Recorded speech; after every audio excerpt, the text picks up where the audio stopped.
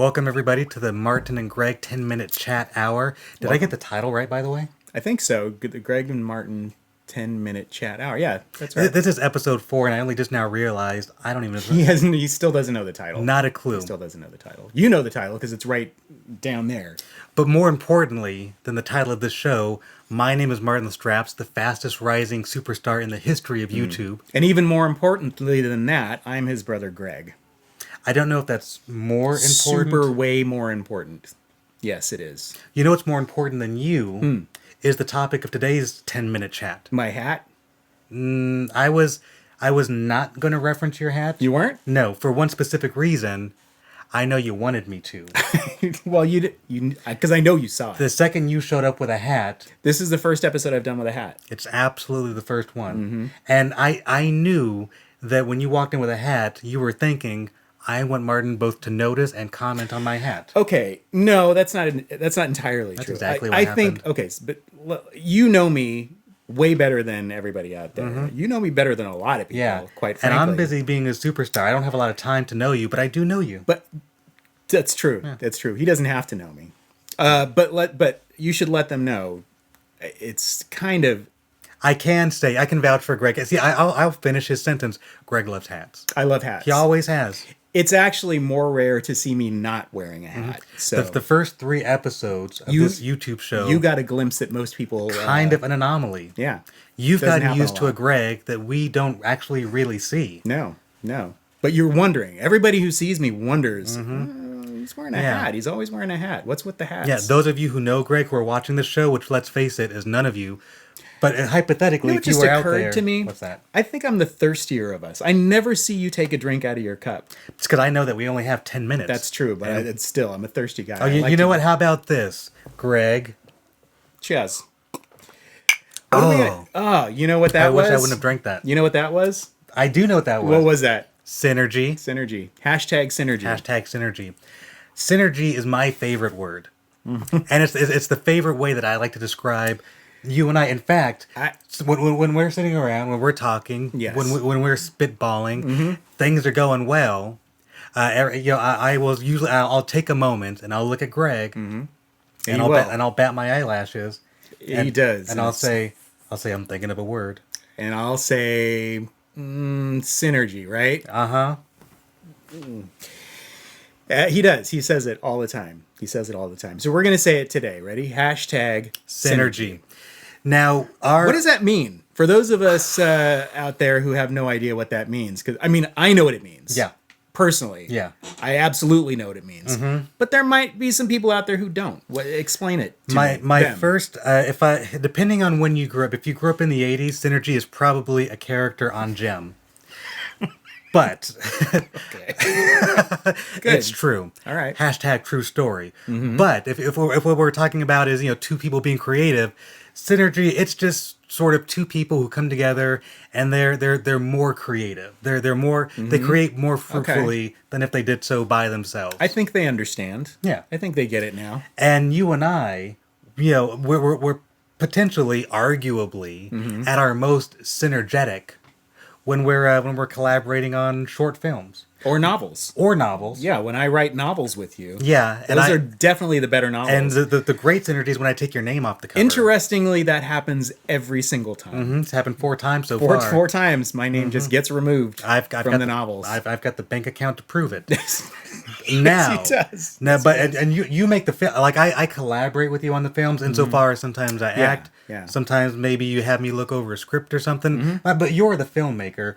But it's still fun to collaborate. And some of our most successful collaborations have come not just with short films, but some of what's come after doing a short film, such as being invited to go to film festivals. Okay. Yeah, that happens. Yeah. Or begging to get into a film festival. Begging, because they said, you know what? The bald gentleman with the well-groomed beard, we have a feeling that he's going to be a future YouTube superstar. Yeah. Maybe if we can get you guys to come to our film festival, he'll come now. With you. Yeah. If we let Greg's film in, maybe he'll bring the YouTube superstar sensation. Now here's what's cool is cool to me. I don't know what you guys think. But before we ever went to a film festival to display one of your films and to do a Q&A, it's a lot of fun.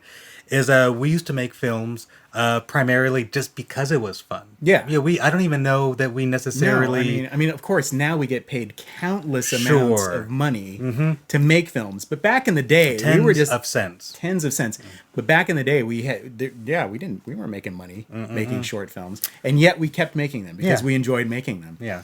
Remember the first film festival we went to? Absolutely. We went to the Bend Film Festival in Bend, Oregon. Bend, Oregon. And Bend, Oregon is a great town. We both fell in love with the town. Lovely. And the people of the town. It was really a lot of fun. So it was like the first film festival we ever went to. Specifically, it was Uncle Mondo Mojo Man. Uncle Mondo Mojo Man. It was a 7-minute documentary, like a mini documentary that I did about my Uncle Mondo. You can watch it as soon as this is over. He was a Mojo Man. Yeah. Self-proclaimed. Where can they see it, by the way? Anyway, YouTube. You can find it on YouTube or Vimeo. Yeah, GregLestraps.com. GregLestraps.com. Go to I was trying to get him to plug his website, but I had to do it for him. I'm really bad at that stuff. Anyway, but we went to the film festival, and it was like it was wonderful. It was like summer camp. It was really awesome. We met some really great people. Being surrounded by wonderful people who have similar interests. Everybody likes films. They and everybody was like super. I think for me, I was sort of. Because unfortunately, and maybe this could be sort of an LA thing, but there's a lot of people who aren't terribly nice, especially in the creative. In LA, you think? In Hollywood, there are some people who aren't very nice. Am I being polite? Yeah. Yeah, no, it's true. So I think when we got to Bend, I think we were both a little bit pleasantly surprised. We thought everybody was going to be like snobs and nobody was going to want to hang out with us, especially because the film was only 7 minutes long. But anyway, I made the film and I thought, we're going to the festival. I have to bring you because of what's the word again? Synergy. And and we had a lot of fun, and we had our patter. We would go to parties and stuff like that, and we just had it down. Like I would be talking, and then all of a sudden, boom! Oh, you haven't seen my film? Martin's with. Boom! Here's a postcard. Yeah, go check it out. Hashtag wingman. Best wingman ever, especially at a film festival. Yeah, I'm no good at a nightclub or a singles bar. Yeah, but take me to a film festival. I'm your dude. He is. And what happens in Bend, Oregon, if you take Martin, stays in Bend, Oregon. You better believe it. You better believe it. But except for the synergy, that comes home with us. No, that comes home with us. Yeah. But all the coffee that we drank, that stays there. Yeah. We don't want to. Yeah. No, we're not going to. But a few years later, you had the opportunity to make I'll say this, and you can disagree if you like. As far as short films go, your magnum opus. A wonderful film called Misplaced. Oh, thank you. Yeah. Thank you. It's a good one. It's a good one. You should check it out. And that, when I wrote Misplaced, I wrote a different part for you.